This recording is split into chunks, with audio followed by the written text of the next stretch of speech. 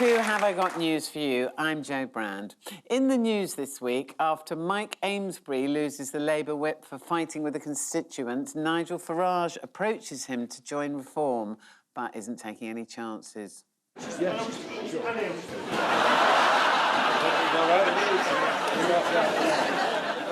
On the first day of filming for his new open-air cooking show, Jamie Oliver regrets showing off with his opening link. Whee!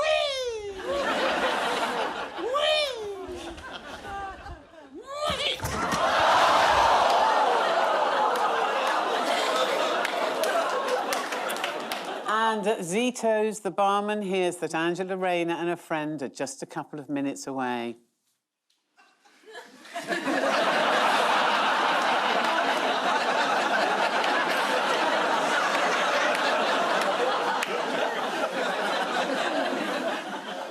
On Ian's team tonight is a stand-up comedian who once got chased by a crocodile. Nothing to be ashamed of, we've all done panto. Please welcome Nabil Abdulrashid.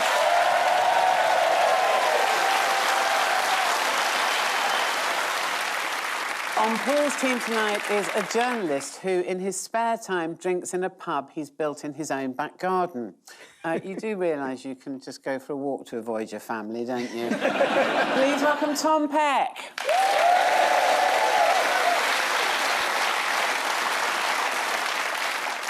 We begin with the bigger news stories of the week. Ian and Nabil, take a look at this. That's the budget. That box was black. It's been dyed. That's money. We haven't got any left. And, oh, he's using a tool. And he's making... They're retraining. This is the budget, which seems to have been coming for about the last 10 years. But it's out today, and people were incredibly shocked, because it's the Labour Party are in power, and they've tried to redistribute some wealth. Unbelievable! I mean, you could have blown me away with a feather. Tom was there. You sat through it all. I was there, yep. Tell the grandkids I was there. Can't leave them any money, but they will have the anecdote, and I'm sure that's what they would rather have. It wasn't that bad. I mean, bus fares are more expensive, but pints are cheaper.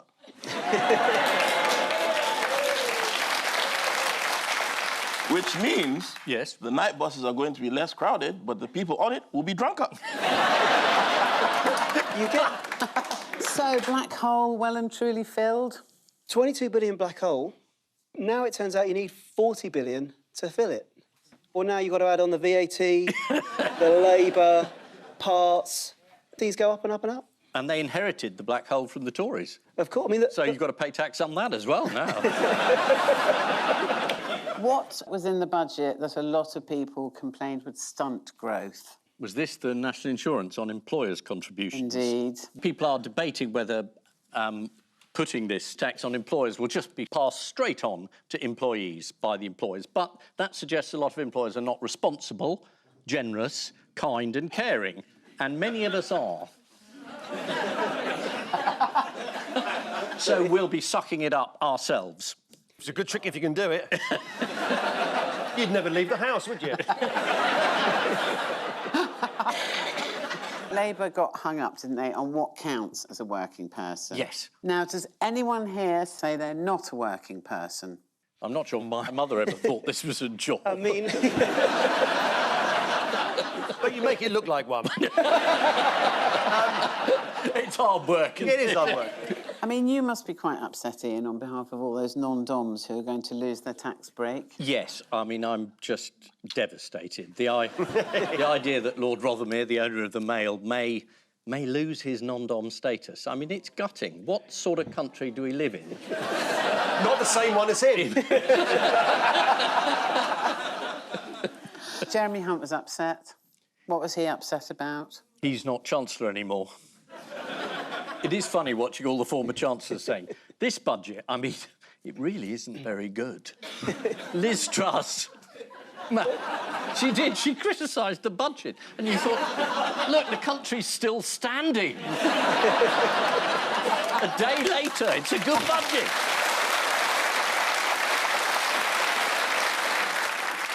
On the day of the budget, Labour released a report by The OBR. The OBR. That's right, the Office of Budget Responsibility, that blamed the previous Conservative government for covering up Jeremy Hunt's black hole, which kind of sounds a bit rude, doesn't it? Speaking on financial related inherited black holes, there is one issue that politicians, well, most sensible ones have danced around, but a couple doubled down on foolishly. Now, I have some opinions on the situation due to some of my affiliations, but if you'll pardon me. Reparations. Now,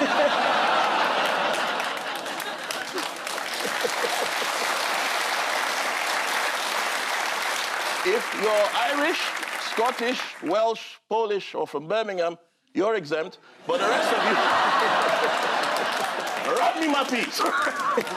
Right, I'll get my purse in a minute, all right?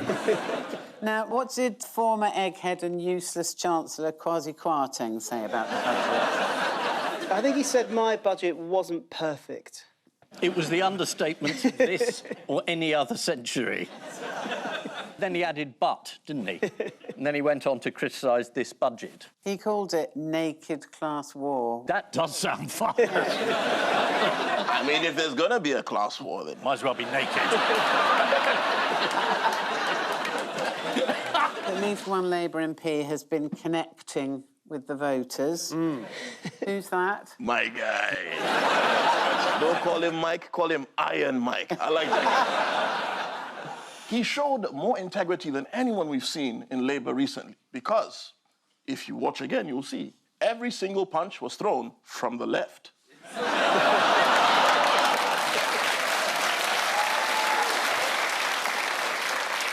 He is indeed battling Mike Amesbury, the MP for Runcorn and Helsby, and he had an altercation with a constituent at chucking out time, which was apparently about the forthcoming closure of the Sutton Weaver Swing Bridge, which carries the A56 over the Weaver.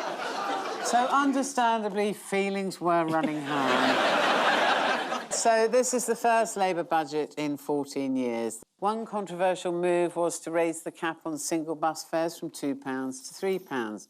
What the government don't seem to realise is that a lot of people have to use buses, especially if they bought a train ticket.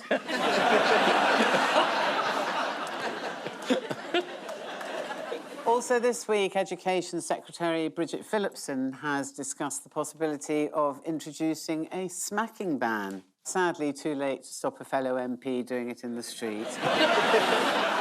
OK, Paul and Tom, have a look at this. Right, yes. There we are. Looks like she's laughing at him. So we're very close now to Bye-bye, democracy. Yes. Watch it burn. And mystery guest is... Hello. That's where he's been for the last 6 months. Yes, it's the American election. The polls are very close. It seems unbelievable from this side of the Atlantic, but there we are. Trump had a fairly disastrous or brilliant rally, depending on who you're listening to, at Madison Square Garden. People seem to be getting depressed by this American election. Yeah. I mean, I say just enjoy it. There's not going to be another one. Just get involved. Really drink it in. Absolutely. The rallies had quite contrasting styles. Let's have a look. God is good. God is good. Good morning. Please have a seat, everybody. Please have a seat.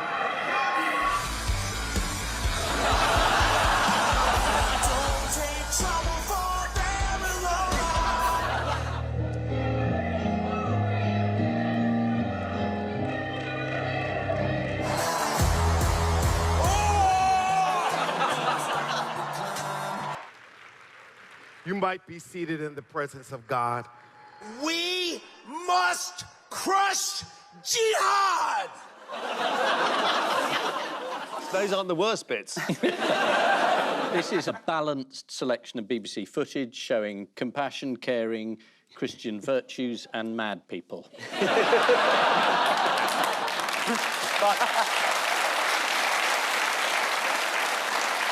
In proper BBC fashion, we're not saying which is which. No. I was just trying to stage like a normal Nazi rally. And then he got in a real pickle because someone said something completely inappropriate about Puerto Rico, calling it a floating island of garbage. Yeah, let's just see the clip. I don't know if you guys know this, but there's literally a floating island of garbage in the middle of the ocean right now. Yeah. I think it's called Puerto Rico. Okay, all right. Stormed it. Joe Biden has come back and accidentally said, well, his supporters are garbage. But, I mean, this is a guy who is no longer in the race because he got Zelensky and Putin the wrong way round, which, if you're sending $150 billion of weapons to one of them, you've got to get that exactly right. We are now in a situation whereby the free world depends on whether or not Joe Biden said supporters or supporters. Yeah, they're adding in an apostrophe. Yeah, is it the plural or the possessive noun? America decides, and we all suffer the consequence. Do we want to see Biden's comments? I mean, might as well if you got it, Yeah, got it, yeah. And just the other day, a speaker at his rally called Puerto Rico a floating island of garbage. Well, let me tell you something. I don't know the Puerto Rican that I know, or Puerto Rico, where I'm in my home state of Delaware. They're good, decent, honorable people. The only garbage I see floating out there is his supporters. Oh. Did you hear the apostrophe? You've got to listen really carefully.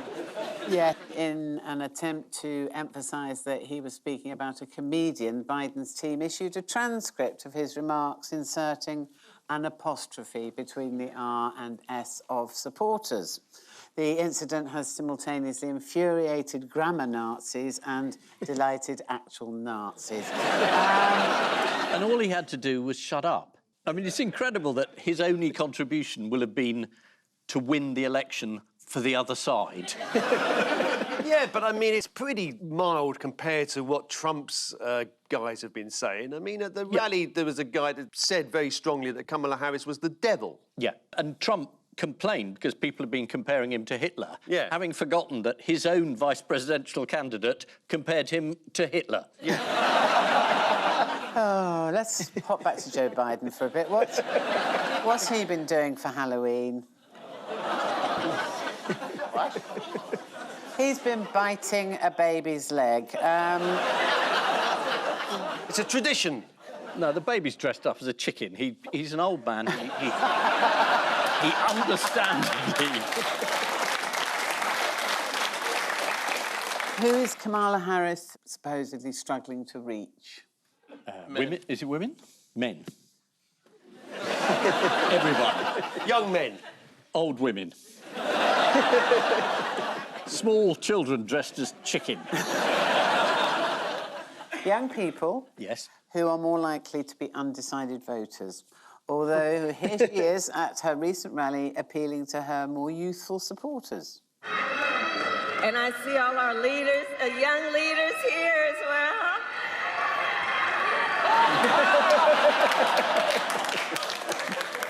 Now, how did the singing of the American national anthem cause controversy at a political debate this week? Somebody was drunk. I can't remember who was a female singer, but she was a bit drunk and she swore. Yes, indeed. Do you want to have a look? Yeah, go on, then.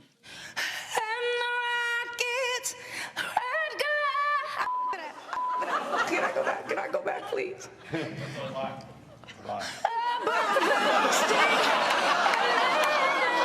got so nervous. That is the American national anthem. The guy had his hand on his heart. He should have had his hand over his ear. So this is the 2024 US election. Donald Trump is threatening to introduce the death penalty for certain immigrants found guilty of killing an American citizen, mainly to stop Melania putting a pillow over his face. And according to analysis, over the past few years, Trump's speeches have become darker, harsher, angrier, less focused, more profane, and increasingly fixated on the past. Sounds like me at Christmas. Donald Trump has been emphasising his personal belief in God and recently posted the following message. I love the Ten Commandments. Yeah, I've broken all of them. Exactly. I think that there is a catch. He sees them more as a to-do list.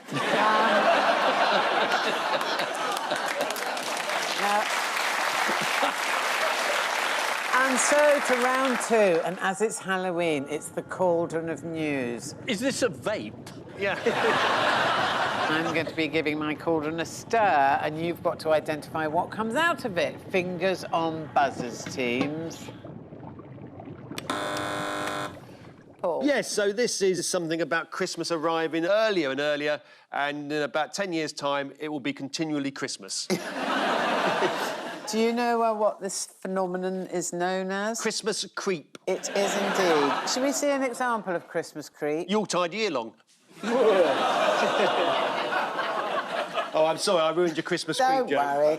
I couldn't give a shit. No. Anyway, That's the spirit of Christmas. can you tell me any examples, any actual examples of Christmas creep?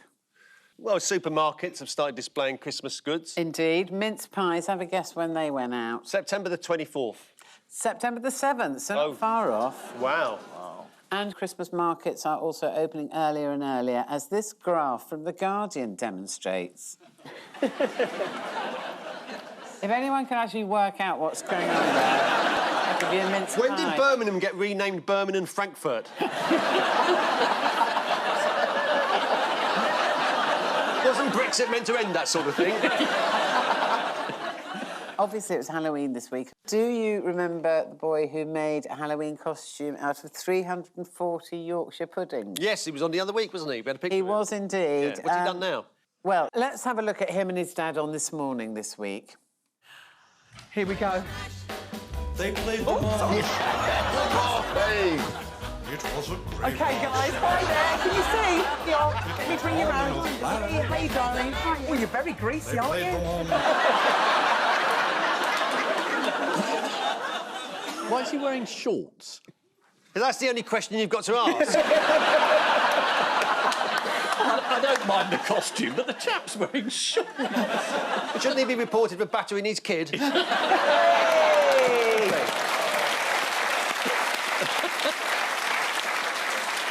This is the phenomenon known as Christmas creep. Apparently, there is so much Christmas food in the supermarkets already that there's barely any room on the shelves for Easter eggs.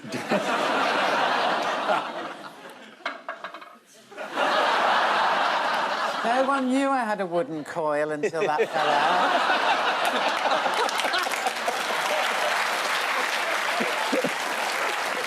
Fingers on buzzers, teams. Here's your next one.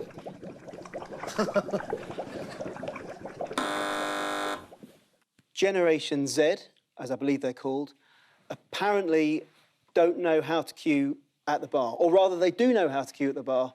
They don't know that you're not meant to queue at the bar. And apparently, they're doing it because they learned how to do it in the pandemic, when that's what you did, and they don't know how to do any different. Are you telling me that young people today don't know how to approach a bar to get a drink? This can't be a true story, surely. They don't line up along the bar and jostle anymore. They stand in a proper queue. Isn't that to be applauded? You got us through the Blitz. Let's just have a look at a handy diagram from the Telegraph. Oh, right, yeah, this will explain everything. Okay. Sorry, I'm a non-pub goer, so I genuinely don't know. So who has right of way? The person who knows the barman. Most attractive person. Yeah. Well, I mean, there's one person who's in both queues. One, he's got his hands out, like, he's got his arms out, like, he's got no hands. I can't believe that this is a true story. No. But in the old days... Yeah. Which is, define the old days, so Ian, that means the 13th century. At a pinch. Yeah. If you had the plague, you'd get free drinks. Pork scratchings, nah, it's a touch of the bubonic, I'm afraid.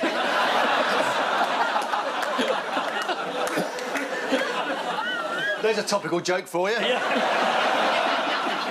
Well, the Daily Star said, if you're not willing to fight for your pint, what will you fight for? Gen Z are being told they shouldn't queue in pubs, but jostle with everyone in the traditional manner. I have to say that people have always queued up at my local Wetherspoons, although mainly to get in at 8 o'clock in the morning. Time now for the odd one out round. Just one between you this week. Your four are Rishi Sunak, AI Michael Parkinson, Martin Carroll from Stratford-upon-Avon, and a tomato factory in Suffolk. They're all AI generated. Michael Parkinson's been AI generated this week. Yes. Rishi Sunak, revealed to be a robot. And those tomatoes are an illusion. It's to do with identifying them. What did Keir Starmer call Rishi Sunak? He called him Prime Minister. That's right. Because Keir can't get used to the idea that he's Prime Minister, which is shared by some other people. But they've all been wrongly identified. Right. Yes. Michael Parkinson's the odd one out.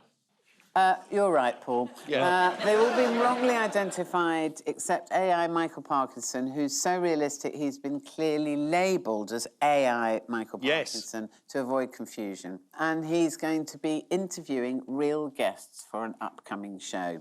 Here he is talking to the Today programme. Good morning to listeners of the Today programme and actually all the listeners of BBC Radio 4. This is Michael Parkinson, or at least a version of me in this rather curious AI form. Yeah, I mean, that does say, I mean, if you didn't know that was AI, you would never have thought it wasn't him. After presenting his chat show for several years on the BBC, Michael Parkinson interviewed a range of celebrities, including Billy Connolly, Muhammad Ali, Billy Connolly, Helen Mirren, Billy Connolly, and most memorably, Emu. Billy Connolly was on that episode of Parkinson, and apparently, at the end of the show, as the Emu approached him, Billy Connolly said, if it comes near me, I'm going to break his neck on your arm. Why he said it in a South African accent, nobody knows. Nobody knows the answer to that. It's a mystery. Who has Rishi Sunak been wrongly identified as, you did say? Ramesh Ranganathan. That'd be more fun. According to some people, me, Big Zoo, and Big Nasty are all the same person. There's one black guy that's not on a diet. That's different shapes. Let's have a look. But it's a legal decision, not a policy decision. And the Prime Minister knows the framework. It requires serious consideration. And the Prime Minister knows the legal framework. He knows the legal framework very well. It's the same test for all licences that the Prime Minister knows. I don't think the Prime Minister is really inviting me to put that to one side. We have to... the Leader of the Opposition... Idiot. There we go. Keir Starmer was also wrongly identified by 10 million voters who thought he'd be a competent leader. Now, who has this man been wrongly identified as? He looks like Rick Wakeman, but that's got nothing to do with it, is it? Well, you're in the right sphere. Music we're talking about, but it's not Rick Wakeman. Oh, is he Elvis? What about the audience? Anyone? Paul Weller. Oh, yes, yeah. that's right. So let's have a look at Paul Weller. Yeah. Where we go. I think he was given a free breakfast in a cafe in Wolverhampton because he looked like Paul Weller but wasn't Paul Weller. Wow. It was in Wolverhampton. He was actually out for a curry and he was approached 8 times for an autograph and had to repeatedly deny he was Paul Weller. But the staff would not listen and instead they put this on Facebook. The legend Paul Weller here dining tonight just before performing at the Halls. Such an amazing gentleman.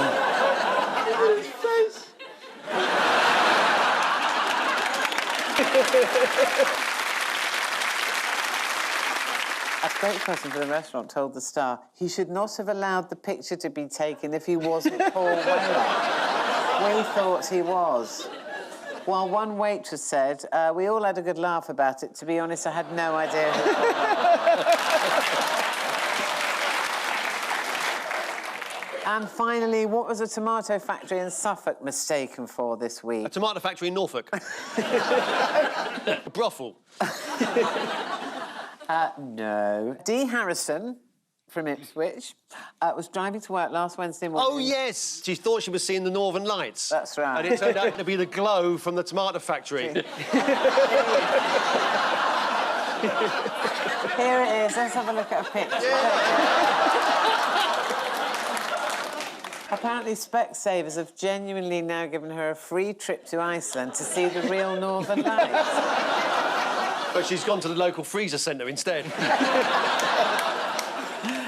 Time now for the Missing Words Round, which this week features as its guest publication Subterranea, the magazine of Subterranea Britannica, the society for fans of man-made underground structures. And we start with locals in Worcester resort to what to deal with rowdy seagulls? Oh, I know this one. It's sarcasm. Hello, Beaky. Yeah. Oi, Beaky. I had hand jobs, but I thought it said Randy. I've only just noticed it says Randy.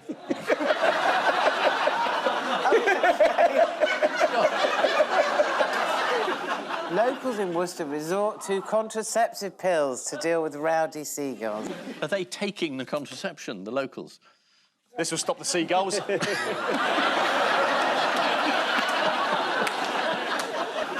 contraceptive pill scheme is already used to control pigeons in Venice.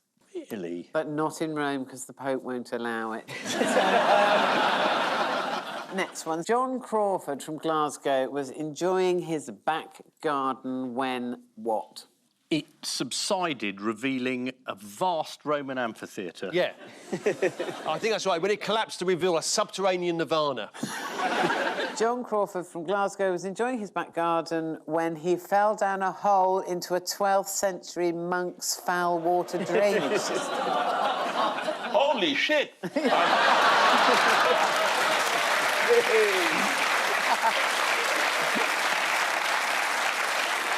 Now, finally, pensioner calls local rugby club to what? Pensioner calls local rugby club to voluntary services as a player.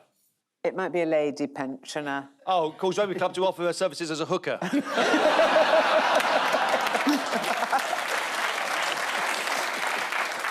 Pensioner calls local rugby club to help her retrieve her remote control. Oh. She was 86 years old. She was called Angela Robinson and called the rugby club for help when her TV remote got stuck down the side of her armchair. Yeah. So, Mrs. Robinson, if you're watching tonight, you've lost the remote again, haven't you? And the final scores are Ian and Nabil have 3 and Paul and Tom have 8. Oh, well done. On which note, we say thank you to our panellists, Ian Hislop and Nabil Abdulrashid, Paul Merton and Tom Peck. And I leave you with the news that in Runcorn, one local regrets asking Labour MP Mike Amesbury how gardening leave is going. There's a surprise for Good Morning Britain viewers as a stray camera gives us a glimpse under Susanna Reid and Richard Madeley's desk. And in Penzance, after yet another ship is lured onto the rocks, local estate agents regret selling the house with the sea view to Anne Widdicombe. Good night.